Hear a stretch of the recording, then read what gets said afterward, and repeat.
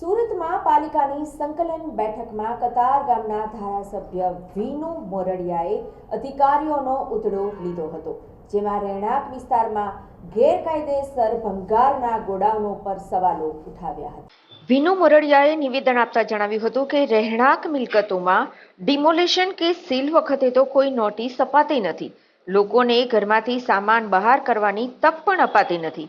ગેરકાયદેસર તાણી દેવાયેલા ભંગારના ગોડાઉન માટે નોટિસ આપવાની શું જરૂર છે? મોટાભાગના રહેણાંક કે જાહેર જગ્યાઓ પર ભૂતિયા સિક્યુરિટી ગાર્ડની હાજરી બતાવી પાલિકાને ચૂનો ચોપડાય છે।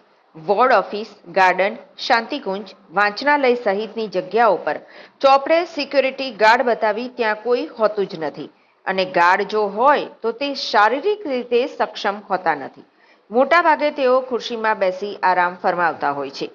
આ સાથે જ તેમણે સિક્યુરિટી પોઈન્ટ પર બાયોમેટ્રિક સિસ્ટમ શરૂ કરવાની રજૂઆત પણ કરી હતી કે બહારથી કોઈ આવેલા વ્યક્તિ તેના આ પ્રકારનો ધંધો કરતી હતી અને એને એક નાબાલિગ દીકરીને ફસાવીને ત્યાં લઈ ગયા હતા અને એને અહીંની સુરત પોલીસ 48 કલાકની અંદર શોધીને એ જંગલ વિસ્તારમાંથી શોધીને લાવી હતી અને ત્યારે બહુ ગંભીર રીતે એ મુદ્દો અમે એ જોયો છે।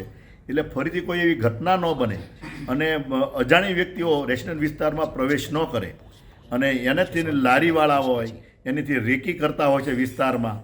મારી તો વિનંતી એ પણ છે કે સોસાયટીની અંદર આ પ્રકારના લોકોને પ્રવેશ અંદર નહીં કરવા દેવો જોઈએ, જેથી કરીને આવી ઘટનાઓને ટાળી શકાય। સિક્યુરિટી ગાર્ડ જે કોર્પોરેશન જે કોન્ટ્રાક્ટ આપતી હોય છે, કરોડો રૂપિયાનો વાર્ષિક કોન્ટ્રાક્ટ હોય છે અને એવા સમયે જ્યારે આના કોર્પોરેશનની માલિકીની મિલકતો હોય છે ત્યાં સિક્યુરિટી ગાર્ડ સમયે નથી જોવા મળતા, હોય તો ફિટનેસ ન હોય, ફિટનેસ તો ન હોય પણ એ કોઈ પણ જગ્યાએ ગમે ત્યાં ખૂણામાં જઈને આરામ ફરમાવતા હોય। આ પ્રકારની ઘટનાઓ મારા ધ્યાન ઉપર આવી અને એને લઈને મેં રજૂઆત કરી કે આની ફિટનેસ તપાસ થવી જોઈએ, એની શારીરિક બરાબર છે કે કેમ, ચાલી શકે છે કે કેમ, એ યોગ્ય જગ્યાએ બેસવો જોઈએ, એની હાજરીમાં પણ કંઈક ને કંઈક ગોટાળા કરતા હોય છે જે કોન્ટ્રાક્ટરો। બે જે ગાર્ડ્સ ફાળવવાની જગ્યાએ એકમાં એ ચલાવી લેતા હોય છે, તો એના સ્તંભ પણ લેવા જોઈએ, એના નામ ને મોબાઈલ સાથેનું એનું રજિસ્ટ્રેશન થવું પડે। આ પ્રકારનું થાય તો યોગ્ય રીતે એને સેવા મળી રહે અને કોર્પોરેશનની મિલકતો સચવાય।